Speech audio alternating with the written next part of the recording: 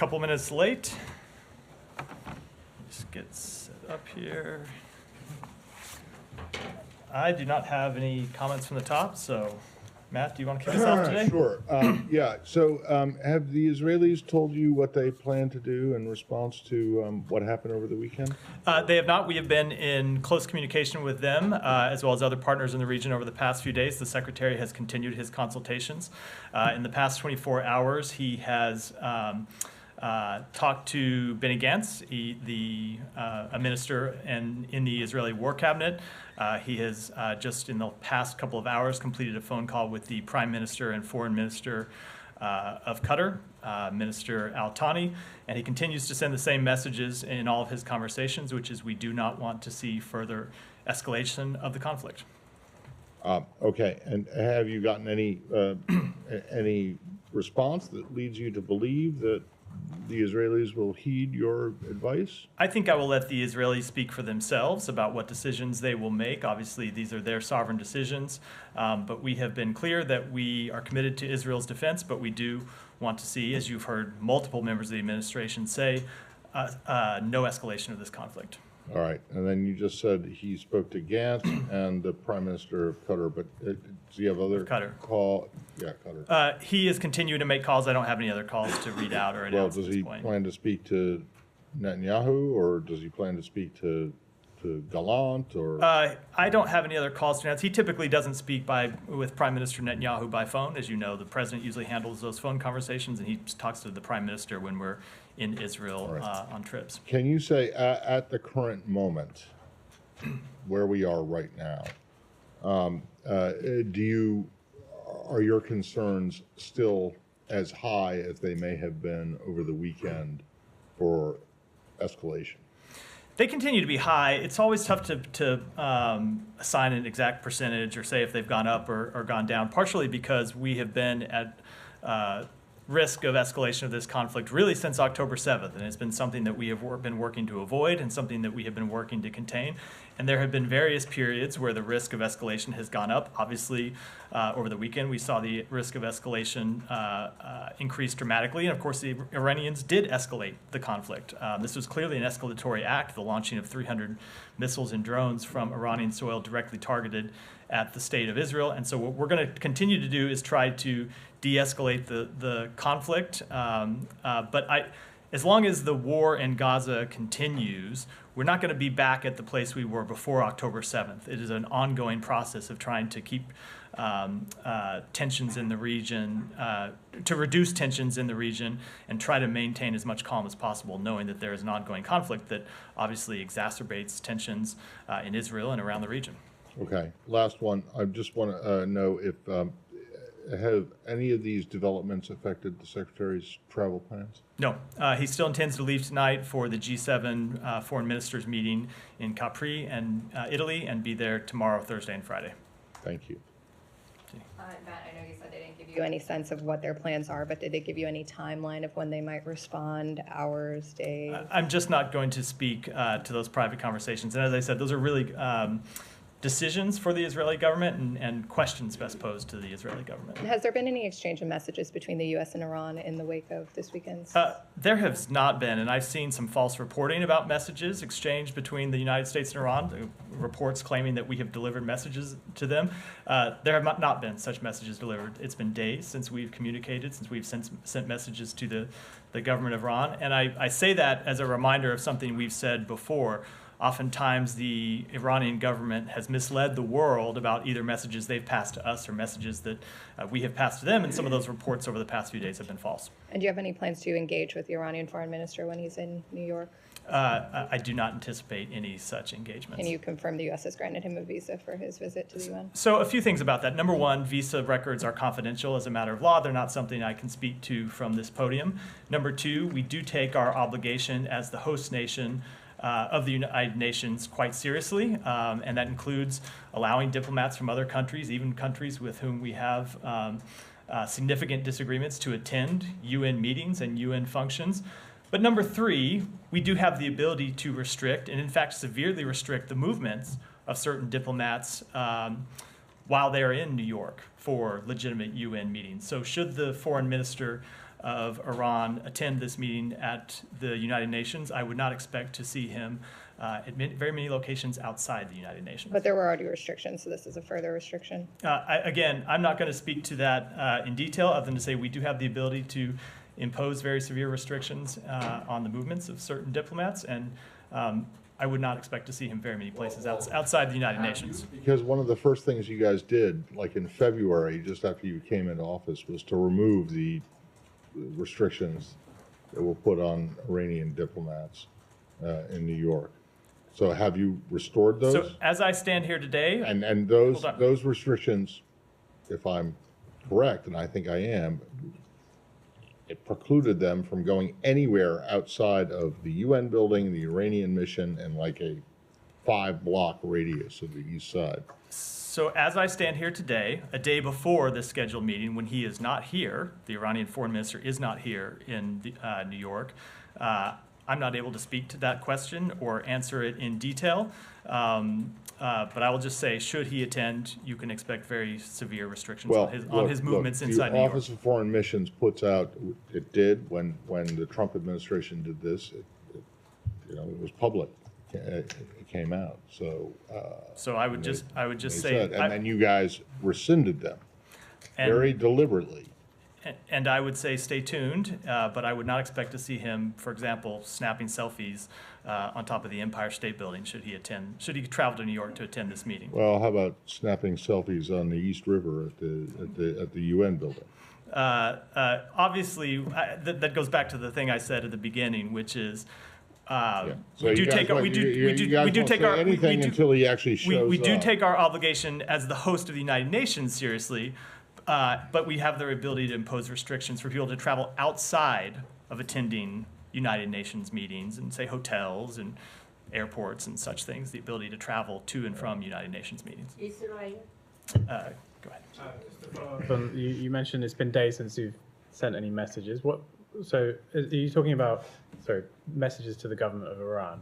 You're talking about the indirect messages that are sent through other countries, right? Correct. And when you say days, you mean this is before the attacks on the weekend, the last time that happened? I am not going to get into the detail. I'm going to try to go back to what has been our usual posture. As you recall, usually what we have done is not publicly discuss those messages. There have been a few times in the past week where we have communicated about these messages because we've seen the Iranian government mislead the world about what we have said or what they have said to us. So I wanted to make public the fact that we have not sent a message in the last few days, because I have seen this reporting about messages that we supposedly sent to them in the past few days that is completely false and is not true. But I'm going to get back to our usual posture of keeping those communications private. But before that begins, are there any messages you've received since the attacks?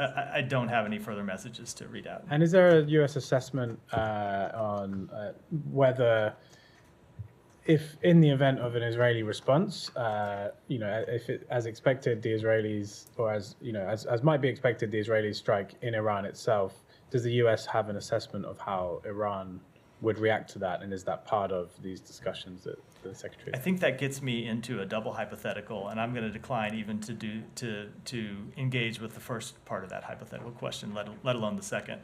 I'll leave it at that. Yep. Thank you. The IDF was. What's that?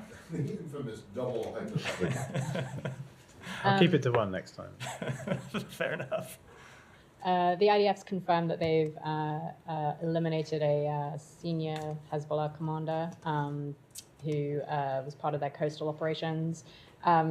Should we read that as in any way a retaliation or the beginning of something to do with Iran? And then I have another question on Gaza. So I'm reluctant to tell you how to read it or to try and provide any guidance about how to read it. I would note, of course, that Israel has been engaged in conflict and exchange of fire with Hezbollah back, well, obviously before October 7th, but in a significant way since October 7th. That in itself is not an unusual activity to have occurred. Thank you. And do you have any updates since yesterday on conversations with the Israelis about Rafah, their Rafah operation? Anything from them about a humanitarian plan on Rafah? And do you also have an update on the number of Americans who may be still, American citizens who may still be in Gaza who want to leave Gaza, including their non-American family members? So with respect to the second question, that's a good one. It's been some time since I've checked. I will take that back and get you an answer. I'm not sure if we have an assessment. For a while we were working to facilitate the departure of American citizens and family members, and we still are. But the demand that we have seen from American citizens and their family members has declined dramatically over time, as you would expect, right? A lot of people leave at the outset of the conflict, and then others make decisions to stay for various reasons. So the demand has gone down significantly over time. But I'll check and see if we have an assessment of the number remaining. And then in terms of a Rafah operation, I don't have any, we have not yet had the follow-on meeting to talk in detail about the government of Israel's plans, and we have still not been briefed in detail on their plans, either for a humanitarian evacuation or humanitarian considerations or on the military side. Thank you. Let me go here. I'll come to you next, Jen. Go ahead. Matt, I want to go to about the Shifa hospital. Today, a UN team entered, and what they are saying is, what they are witnessing is horrific scenes. Yesterday, a mass grave been discovered in the outskirts of a Shifa hospital that contains so many unknown bodies. Did you see these reports, and do you have any comment on it? I've seen the report. I don't have any independent assessment to offer at this time. I'd want to look into it in detail before I can offer any kind of reaction. But did you reach out to the Israelis? Are you opening an investigation on that? It's a mass grave. So again, we don't have American personnel in Israel who can open such an investigation or conduct any kind of inquiry. We don't have people on the ground who can look into it, what happened. These are the types of things we raise with the Israeli government regularly. With respect to this specific one, I have just seen the report, so before I offer any kind of detailed comment on it, I want to be able to look into it and confer with my colleagues about what any follow-up steps might be. My last question will be, any updates on how many trucks are entering Gaza now daily? Are they still at the 400 level? We have seen a significant increase in the number of trucks. They've gotten up to 400. Some days they've dipped back below. For example, late last week there were a few days during Eid when it was hard to find truck drivers, so the level of deliveries dipped. We have seen, however, a steady increase in the number of trucks that are going into Gaza. I would say it is not just the number of trucks, however, that we've focused on. It's also where the trucks are going, ensuring that they get into northern Gaza. As you heard me say yesterday, on Sunday, 65 trucks had gone into northern Gaza, and there were more planned for yesterday. I believe those trucks did move into northern Gaza. It's been ensuring that Ashdod port is open. It now is open for humanitarian deliveries. It's ensuring that bakeries, including bakeries in northern Gaza, can reopen. And in the past 24 hours, we have seen bakeries reopen, which is important for getting food directly to the Palestinian people. And so with all of these mechanisms, we have been working to increase their capacity and make sure they are sustained. And we have seen improvement, not yet to the level where it needs to be, and certainly once it gets to that level, we need to see it sustained over time, and that's how we're going to judge things. But we have seen some steady improvement over the past 10 days or so.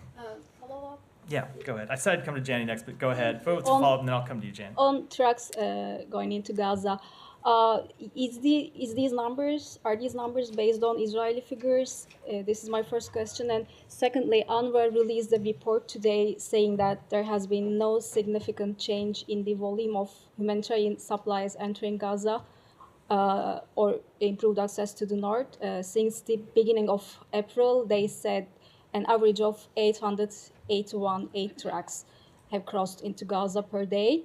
What is your assessment on this? It seems that, maybe Israel has taken some steps in this regard, but it seems it's not enough. Do you agree? And also, we'll follow up on that. Sure. So first of all, with respect to this dispute over trucks, part of it is counting different things, and not just counting a different way, but there are some deliveries that happen that are commercial deliveries that the UN doesn't count because they're not part of the relief efforts that the UN monitors. So two things happen. Number one, there are trucks that come in through Rafah and through Kerem Shalom that then are offloaded at Rafah and Kerem Shalom and loaded onto UN trucks, and UN uses different size trucks, so the UN counts their trucks, not the number of trucks that are coming in. It is a different way to actually measure the number of trucks.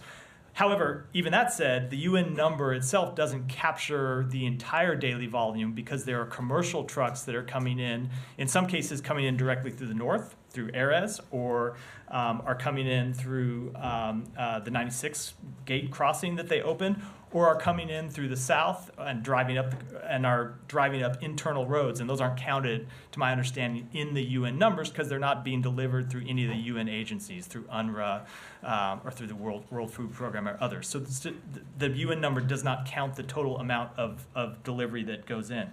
That said, I would agree with the overall assessment that we are not yet at the level we need to be. Very much agree with that.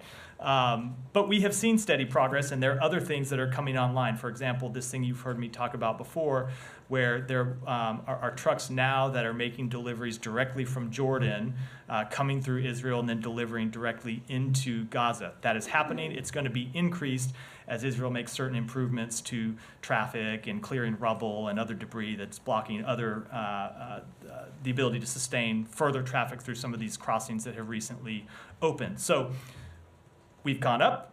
We see the pathway to going up more. We want to ensure that that's what actually happens, and that's what we're working every day to do. So that's a long-winded answer, I know, but it's a complicated question. Thank you. I appreciate. Some reports say that, quantity changed, increased, quantity of trucks changed, increased, but trucks are not fully loaded. Is this something that you also observe or raise with Israelis? I'm sure it is the case that some trucks are not fully loaded. I have a hard time kind of litigating this exact dispute where I'm looking at every truck that goes in. But I will say our humanitarian experts who are on the ground have seen an increased volume, not just of trucks, but of humanitarian assistance going in. We have seen that over the past 10 days. But that said, it's not enough. And it needs to continue, and it needs to be sustained. And that is absolutely what we are working on every day. Janet, go ahead. Thank you. 2 questions on Israel and Iran. It was reported that the Director General of IAEA said there were concerns that Israel would attack Iranian nuclear facilities. What is your opinion on this possibility? Again, I'm not going to engage with hypotheticals at all, other than to say that we want to continue to avoid further escalation in the region. On Iraq? Just before we leave this, have you guys decided yet or made a determination about whether what Israel hit in Damascus was a diplomatic facility or not? We have not. So how long is this going to take? I can't answer that question. We're continuing to look into it. I don't have a timetable, but it's something that you need to. We need to gather enough information that will allow us to make an actual determination. You have no one on the ground in Syria. We have arranged, overtly, as I said to you when the last time you engaged with me on this question, we have a range of abilities, a range of ways to gather information. They're partner countries of ours who are on the ground. We have intelligence capabilities, obviously, and we're continuing to gather information, but we've not yet been able to make a determination. I get it, but you were pretty quick into condemning the invasion of the Mexican embassy in Ecuador. That was a very clear, well-established embassy. And this is not very clear where they blew up. This is something that is taking a little bit more time. No one to died in determine. that incident. That's not the question. The question was, was it an embassy or a consulate or not? And it was very clear. How it hard was is very it to clear figure that out? in the case of the Mexican. It's something that we're gathering information It's been on. like 2 weeks. And we continue to More. gather information. We don't have a determination yet. Let me finish my second question. On Iran. Certainly. What are the United States concerns about Iran working with North Korea to pursue nuclear weapons and ballistic missiles? Certainly, that's something we'd be incredibly concerned about. quick- Stay in the region? Yes. Yeah. Who said yes? Back there. Go ahead. I heard a yes. I couldn't see it. Go ahead. So the content of the trucks going into Gaza, are you talking to Israel about the contents of these trucks? Medical supplies are in, Gaza is in major need of medical supplies. And some people on the ground are saying, yes, we're getting food, canned food, but we're not getting medical supplies. And one question about the West Bank. 2 Palestinians were killed in Israeli settlers' attack on some villages on the West Bank. Are you pressuring the Israeli government in regards to that, especially in light of Ben Gvir's open arming of settlers? So 2 things. First of all, with respect to your first question, we have been engaged with the Israeli government, and not just with the Israeli government, with our partner countries in the region, as well as the various United Nations agencies, about the importance of getting medical supplies into Gaza. They are very much needed, and there have been medical supplies going in, but not nearly enough, and it's been something that we've been incredibly focused on. We've also been working with those partners to talk to the government of Israel to make sure that items that are legitimate medical items aren't excluded from deliveries into Gaza, and that's something we'll continue to do. And with respect to the West Bank, we do remain incredibly concerned about the increase in violence in the West Bank. I put out a statement on that yesterday. We've seen tensions continue since then. We have made absolutely clear that the government of Israel has a responsibility to police extremist settler violence. It has the responsibility to hold extremist settlers responsible when they commit acts of violence. And as we have done in the past, if we don't see sufficient action, we are prepared to take actions of our own. But do you expect it to go out of hand? I'm not going to make any predictions about what will happen in the future. We're incredibly concerned. One of the things that we have impressed upon Israel since October 7th is the importance of maintaining calm in the West Bank, and that failing to properly hold settlers accountable for their violence risks an escalation that isn't just harmful to the Palestinian people that live in the West Bank, but it's harmful to Israel's ultimate security, and that it risks broader regional de-escalation. And so we've made the case of why it's in Israel's interest to take this matter incredibly seriously and to hold people accountable for violent attacks, and we'll continue to do that. Michelle. Do you expect Israel to alert the U.S. when they decide to retaliate? I'm just not going to deal with that hypothetical question. We are engaged with them closely about the need to avoid escalation in the region, but I'll keep those conversations quiet or confidential. It's been about a week and a half since the IDF turned over its findings on the World Central Kitchen convoy strike. The U.S., you said, was reviewing it at the time. Has there been any assessment made on that? There hasn't been a final assessment. We are continuing to review the results of their investigation, and we're also continuing to engage not with the government of Israel about this question, but with humanitarian organizations to see what questions they have, and that process is ongoing. Are you still not calling for a separate independent investigation? We are not at this time. We're continuing to review those results and engage with humanitarian partners. When do you expect this review process to wrap up? I don't have a timetable. Go ahead.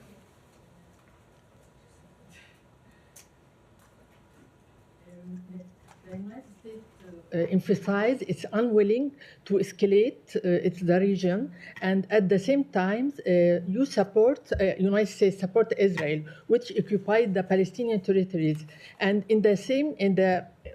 which is the main and direct cause of the escalation and instability in the region. Why you ignore this reason and you work in different direction? I'm sorry, I think I missed. Why do we ignore what?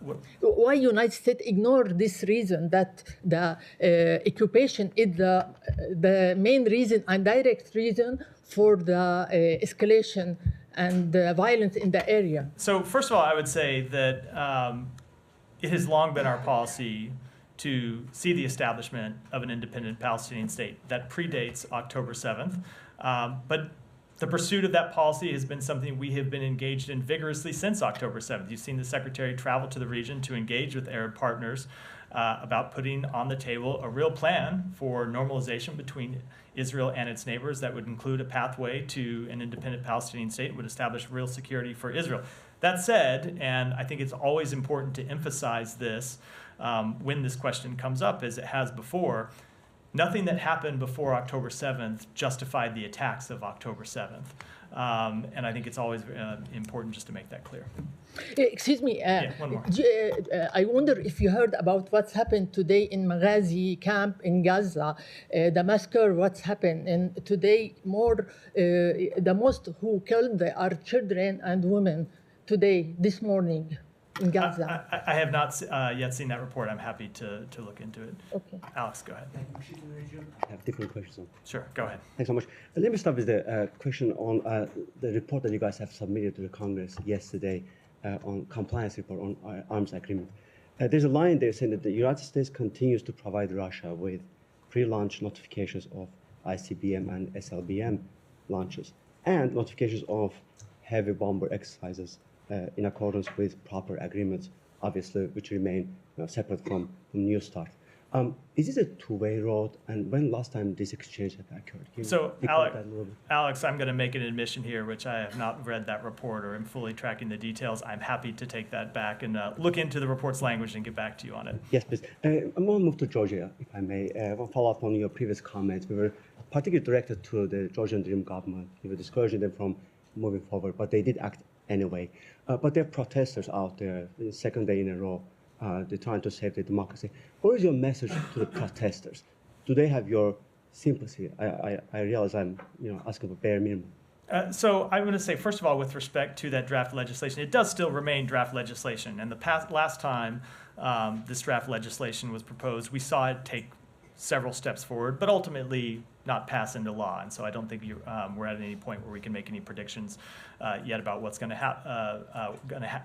happen. But I will just reiterate that we do remain deeply concerned about that law. And with respect to protesters in Georgia or anywhere else in the world, of course, the United States supports everyone's right everywhere in the world to freedom of expression and freedom of speech. As you know, this is not the first time the initiators, same folks, are initiating this, Russian law. And what is your reaction to those who believe that those initiators are acting in impunity while you're waiting for other shoes to drop? They are already taking the action that you can't reverse if you act later. So, Alex, I would say, I would just refer you to the comments I made one moment ago, which is we have seen this legislation proposed before and not make it into law. It is still currently draft legislation. We've made very clear that we are concerned about it, and as it pertains to any possible steps, I'm not going to preview anything here. But I would say that is always the case, where we do not preview potential sanctions or other measures that we might impose before we do so. Thank you. And finally, on Ukraine, I want to go our back and forth yesterday. I'm sure you have seen President Zelensky's comments yesterday, in which he made it clear that we can now see how unity can work truly 100%, and how almost 100% of Shahed and missiles can be intercepted. Frankly, Ukrainian officials don't really understand why is it that the United States is not helping them directly to prevent Russian attacks, at least targeting their energy infrastructure. So a few things. Number one, I saw the comments from the president, very much understand where he's coming from. I would expect the president of any country who is under such withering attacks to look for any way possible to defend his people. Fully understand that. Number two, I think it is important to note the context that we have an entirely different relationship with Ukraine and Israel, in that our relationship with Israel goes back decades, and in terms of a security partnership. We have had a decades-long security partnership with Israel where we have been providing them direct military aid, not just going back 2 years of a conflict, but for decades, and have had long, broad-standing communications between our military and the Israeli military that goes back decades. Israel is a major non-NATO ally of the United States. Ukraine is just in a different position in that we did not have that kind of agreement with them prior to the immediate months before this conflict. But what you have seen us do since this conflict is provide them with the equipment they need to defend themselves. And that includes, of course, air defense systems, Patriot systems, and other air defense systems that we have either provided the Ukrainian military ourselves, or we have sourced from other partner and ally countries around the world so they can defend themselves. And much of the reason that they have been able to successfully defend themselves against barrage after barrage after barrage of Russian attacks is because of those air defense systems that we have provided. Now, that said, you're right that we are not in armed military conflict with Russia, which is what it would require for U.S. planes to be in the skies over Ukraine engaging with Russian attacks. And we are not going to be in direct armed conflict with Russia. The President of the United States has made that very clear. I think it's in the interest of the American people that we not be in direct armed conflict between the United States and Russia, because we do not want World War III. That said, we are entirely committed to the defense of Ukraine. We have proved that over the past 2 years. The president has proved that by providing American support. And if you want to ask the question about what more we can do, the question is one to put to the United States Congress, because we have a supplemental spending bill that would allow us to provide more equipment, including more air defense systems to Ukraine that they very much need, and we hope that bill will pass. Go. On sanctions, do you have any update on reimposing Venezuela sanctions? The deadline for a decision, I believe, is this Thursday. It is Thursday. It's 2 days from now, the 18th. In my mind, I had it as tomorrow, but you're right, it is on Thursday. So we have made very clear, you saw when we allowed one of the licenses that we had given them with respect to the gold industry to expire in, I believe it was February. We made clear that there was another license on their oil industry that was set to expire on April 18th. We are 2 days from April 18th. We have made very clear that if Maduro and his representatives did not fully implement their agreements under the Barbados Agreement, we would reimpose sanctions, and I would just say stay tuned. Do you think he's been moving towards free and fair elections, which is part of that Barbados Agreement? He has upheld certain aspects of the Barbados Agreement, including setting an election timetable and inviting international observation missions. At the same time, you've seen him block candidates from the opposition from the ballot. So those are things that we take very seriously, and I don't want to make any announcements ahead of their time, but you should certainly stay tuned over the next few days to see what more we will have to say in advance of this deadline. Is there any concern that reimposing these sanctions could have some sort of impact or exacerbate irregular migration from that country? Irregular migration is something we continue to work on with our partners in the region. But I don't want to answer that question in detail because it sort of presumes a policy choice that I'm not ready to announce at this time. Yeah, go ahead. Last week there was a meeting in Mexico between U.S. officials and Venezuelan officials. Do you have any details of what was discussed there? Or? I'm not going to comment on private diplomatic exchanges. Venezuela too regarding that. I was just saying, but we have made very clear directly to Maduro and his representatives that we expect them to uphold the things they agreed to under the Barbados Agreement. And on another meeting today here in Washington with Cuban authorities on migration, do you have any comments on what is being discussed and why is this meeting for? So these were bilateral discussions between the United States and Cuba. They are bilateral discussions on migration that take place biannually, twice a year. They reflect the commitment by the United States to regularly review the implementation of the U.S.-Cuba Migration Accords, which date back to 1984. Ensuring safe, orderly, humane, and regular migration between Cuba and the United States remains a primary interest of the United States, consistent with our interest in fostering family reunification and promoting greater respect for human rights and fundamental freedoms in Cuba. Thank you. Regarding go ahead. Thank you. So what are some of the diplomatic measures that the U.S. is doing to de-escalate tensions since the Iran attack? So we are engaging in, first of all, I want to say two things about that. One, we are engaging in diplomacy to make clear that we don't want to see de-escalation. And so that's a message the Secretary has delivered in his direct conversations with his counterparts in the region. It's the message that others have delivered in their conversations with counterparts in the region, others from both our building and broader inside the administration. But there is another thing that we are doing too when it comes to diplomacy, and that is ensuring a coordinated diplomatic response to the unprecedented escalatory actions that Iran has taken. And you've seen the Secretary engage in conversations with his G7 counterparts. The President, of course, held a video call with the leaders of the G7 countries on Sunday, and it's something that we will continue to coordinate on in the days ahead. And as far as the Arab countries like Jordan, is there a strategy to help bolster them since they took action in shooting down those drones? And so I'm going to let any country speak to its own actions. Go ahead. Yeah, go ahead. There's a new Washington Post report today about a 6-year-old girl in Gaza City who was killed, and the paramedics who went to rescue her. And that report finds that the ammunition matches that of Israel. Does the State Department have a new comment? You've spoken to it before. Said you've been in touch with the Israelis. Are you satisfied with their explanation? So I did read that report right before I walked out here to the podium. And I just want to say again that the death of Hein Rajab is really an unspeakable tragedy, something that never should have occurred and never should occur. When she first died and we saw the reports of her death, we raised the matter with the government of Israel directly. They told us that they had conducted an investigation and found that there were no IDF units in the area at the time of her death. I read the Post report, and the Post has concluded something to the contrary. So what we're going to do is take the information that is contained in that Washington Post story, we're going to go back to the government of Israel and ask them for further information.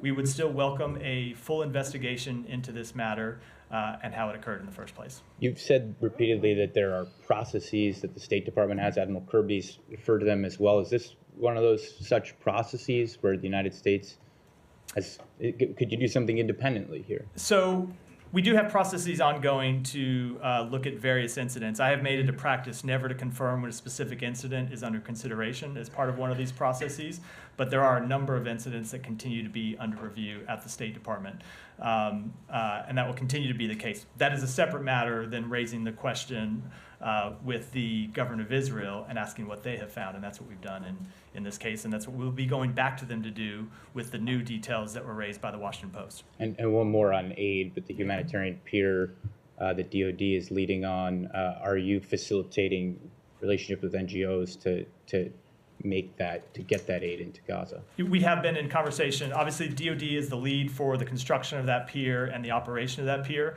but our special envoy, David Satterfield, as well as officials in our embassy in Jerusalem have been engaged in conversations with the government of Israel and various United Nations agencies and private relief organizations about the operation of that pier and how to ensure that aid that is delivered into Gaza over that pier can then be properly and efficiently distributed inside Gaza, which of course has been one of the difficulties over the past couple of months once aid actually is delivered.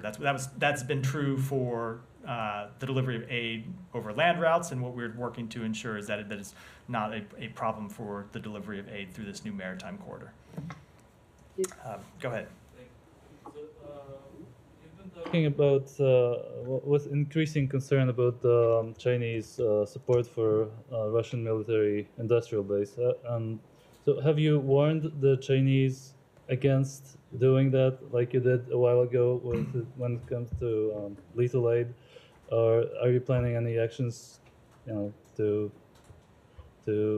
address that? And separately, if I may, Polish President Duda said today that he will meet with former President Trump. That's obviously another meeting after David Cameron met with him, and the Ukrainians expressed interest in that. How are you concerned at all about these meetings? There might be some shadow diplomacy or something like that. I don't have any comment on those meetings other than to say that we have seen over the course of years of American elections where foreign governments engage with the nominees of major parties here, just as American diplomats and American leaders often engage with foreign opposition leaders. The Secretary has regularly engaged with the opposition leader in Israel. He met with the opposition leader from the United Kingdom when he was in Munich in February. So that's something that has happened over decades between governments of various parties in the United States and in other countries. With respect to your first question, remind me. Chinese. Oh, with China. So we have long made clear to the People's Republic of China that we would have concern with any actions that they took to support Russia's war in Ukraine. And that does not include, that doesn't have to just be direct military support, but that we would be incredibly concerned about any steps taken by Chinese companies to reconstitute Russia's defense industrial base. And so what we have seen over the past months is that there have been materials moving from China to Russia that Russia has used to rebuild that reindustrial base and produce arms that are showing up on the battlefield in Ukraine. And we are incredibly concerned about that. And you saw the Secretary engage with NATO foreign ministers about that week before last. It will certainly be on the agenda when he travels to the G7 tomorrow to meet with G7 partner countries. And then the only thing I will say further about that is the Secretary does plan to travel to China in the coming weeks, and you can certainly, without getting too far ahead of those meetings, you can certainly expect that that is an issue that he would be expected to raise. Go ahead. Regarding Venezuela, again, because we have seen that President Gustavo Petro from Colombia, he has been engaging with Maduro, for instance, last week, at the same time that the U.S. officials were meeting with representatives from the Maduro government in Mexico. He was meeting with Maduro in Venezuela. How important has been the role of President Gustavo Petro, and do you believe that he's aligned with the U.S. towards Venezuelan sanctions? Let me take that back and get you a comment. All the way in the back. Yeah. Can you provide any information or comment on the assurances that the US has given the High Court in London on the proposed extradition of Julian Assange? I would defer to the Department of Justice on that question. Is the US working on a possible plea deal in this case, and is that something that the Australian government has asked for? When it comes to plea deals or any other matters of ongoing cases, I'm going to defer to my colleagues at the Justice Department, who should be the ones to comment on that. Although I expect what they'll say is you can look to their court filings for any comment, but still. Is this something that the US has been discussing with the Australian government? Again, I'm just going to defer to the Department of Justice. Go ahead. Initiated discussions with the IMF over a new multi-billion dollars loan agreement. Pakistani Finance Minister is here and seeking U.S. help in terms of investments. Is U.S. supporting or can support Pakistan in these challenging times? So we welcome last month's announcement that the IMF has reached a staff-level agreement with Pakistan. We understand, as you said, the Pakistani Minister of Finance is in town here in Washington for meetings at the IMF and World Bank. Pakistan has made progress to stabilize its economy, and we support its efforts to manage its daunting debt burden. We encourage the government to prioritize and expand economic reforms to address its economic challenges. Our support for the country's economic success is unwavering, and we will continue to engage with Pakistan through technical agreements as well as through our trade and investment ties, all of which are priorities of our bilateral relationship. So Indian Prime Minister Modi and his Defense Minister have said in a campaign speech that the new India will not hesitate to cross borders to kill terrorists. They are kind of confessing to the assassination of Niger in Canada, Panu's murder to High Plot in New York, and killings in Pakistan. Is this statement a concern for Biden administration? So as I have said before, the United States is not going to get into the middle of this, but we do encourage both India and Pakistan to avoid escalation and find a resolution through dialogue. So in the past, United States has imposed sanctions on individuals from foreign countries involved in assassination attempts here in the United States. But we don't see similar actions against India. What is the reason of this apparent relaxation? So I am never going to preview any sanctions actions, which is not to say that there are any coming, but when you ask me to talk about sanctions, it's something that we don't discuss openly. Go ahead. Thank you, Matthew. I wanted to ask about Qatar. It sounds like they have prior ties to Hamas. So does the Biden administration see them as a reliable mediator with Hamas now? So you have heard the Secretary speak to this on a number of occasions, and you heard the President speak to this after we achieved the humanitarian pause back in November that got more than 100 hostages out. We were able to achieve that in great effect because of the work that Qatar did to help us get those hostages out. Qatar has played an incredibly important role in helping get hostages out already, and they have played an incredibly important role in the back and forth negotiations with Hamas over the past few months to try and reach a further ceasefire deal that would get the remaining hostages out. I would just say with respect to Qatar, they have been a close partner in this process. They continue to be, and it is because of their work that we've already seen hostages come home. Do you feel like they've done the most they can do? They have done an incredible amount of work. Yes, they have done everything that they can do to try and get these hostages home, and we continue to engage with them. As I said, the Secretary spoke with the Prime Minister and Foreign Minister of Qatar earlier today to talk about the latest iteration of a possible hostage deal. And when it comes to the impediment to a hostage agreement, it's not Qatar, not Egypt, it's not Israel right now. It is Hamas. It is Hamas that has refused to agree to the deal that is on the table, despite the fact that it would achieve much of the things that they have publicly claimed in repeated statements that they are trying to achieve. Go ahead. I want to follow up on a question I asked yesterday. Today, Reuters reported that if some Palestinian residents are expressing, in the West Bank, are expressing concern that they're expressing a lack of trust in the authorities meant to protect them. So my question is, they're saying that the Palestinian Authority is not protecting them. Does the Palestinian Authority have not only a right but a duty to protect them? And I'm talking about within the areas of their jurisdiction. So I would say, let me just answer this question. It's really the same answer I gave yesterday, is that we want to see the appropriate law enforcement authorities in those areas where they have jurisdiction to act. But ultimately, the question comes back to something I said earlier, which is the Israeli authorities, the IDF, have a responsibility to police settler violence and hold settlers accountable for their violence. And that's what we have been engaged with the government of Israel to encourage. Go ahead. We got to wrap up. So I'm going to go here and then wrap for the day. You have mentioned restrictions on diplomatic movements regarding the Iranian diplomats. Don't you think so it will let another dead end for at least diplomatic conversations? And please also mention... well, I didn't... Just repeat that last part again. I didn't quite catch it. So don't you think so it will let another dead end for at least diplomatic conversation you have with Iran? And what are the channels of communications you have? What are the level of communication level you have with the Iranian side? Because they have mentioned several times during these crises that they did inform the United States before this attack. So that is not true.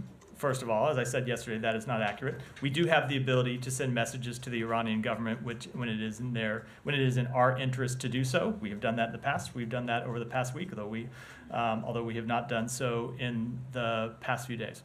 And the other thing I'll say, which I said in response to an earlier question, maybe before you walked in, which is that you cannot take at face value what you hear the Iranian government say, either about the messages they have sent to us or the messages that we have sent to them, or about reports you see about those messages, because oftentimes they are either wildly misleading or completely untrue. Then secondly, apparently it seems like what Israel did, it is unjustified to attack a declared diplomatic mission. Before this, Israel attacked many positions in Syria, by claiming that Iranian airlines are involved in the weaponizing the Syrian. But this time, this thing pinched Iran to the direct engagement with the Israel. We have seen that United States initiated diplomatic efforts with its Western allies to halt Iran to strike back, and then to Israel to attack Iran. Why you and your allies didn't join any condemnations to stop Israel to further continue this escalation that will prolong this escalation? But you are doing diplomatic. You are doing at best your level for the diplomatic measures, but not with the condemnations. So I will say that I don't agree with every one of the premises in that question, but we have very much been engaged to try to prevent further escalation of the conflict. And with that, we'll wrap for today. Thanks, everyone.